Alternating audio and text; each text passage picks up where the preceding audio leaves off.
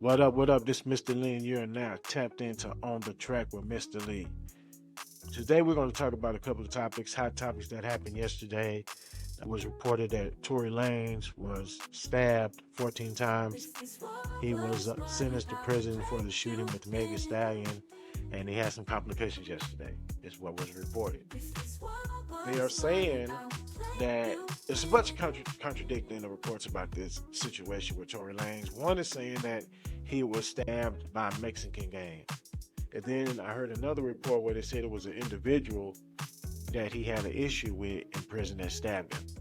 But there's a lot of complications when you're a person like Tory Lanez because you have money, you can buy your way through a lot of things, and that causes a lot of jealousy, a lot of hate, a lot of things that could transpire when you're in prison. You know, of course, that's going to happen when you in a place where a lot of people that are not happy to be there, and the circumstances and all of that. So you have the gangs, all of these things that you have to pay attention to. So it's something that I'm not surprised that it happened, but it's unfortunate.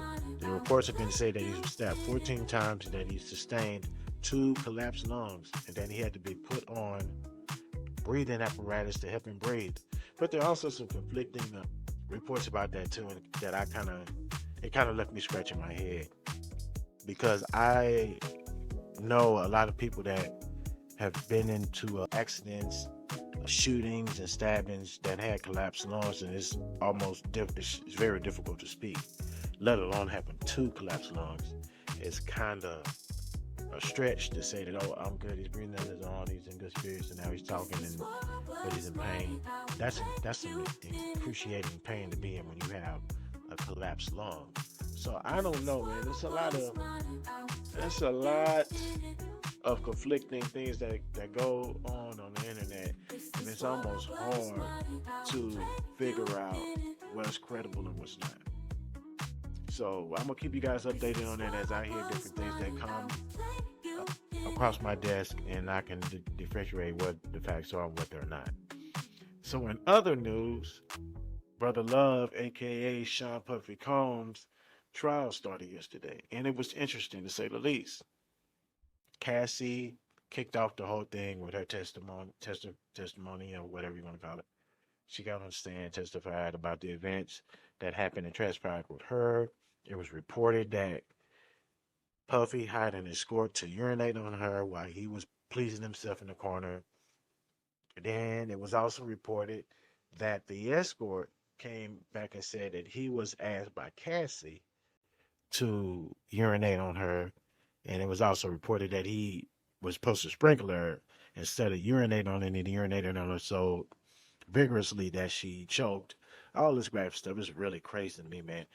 I I don't know, man. It's hard for me putting my mind across all of these things. You have a person, and we're just gonna talk about Brother Love, that has contributed a lot of things to our hip hop culture and had us so much success and wealth.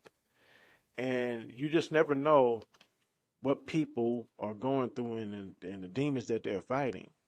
And that's what I call it. A lot of people may disagree with what I'm saying, but it's just weird that you have all of these things, all of this success around you, and the only thing that you can find in your spare time to do is watch somebody pee on your girl's face while you pleasing yourself in the corner, or have all these weirdos around. You got buckets of oil, reportedly, allegedly, all the things that happen.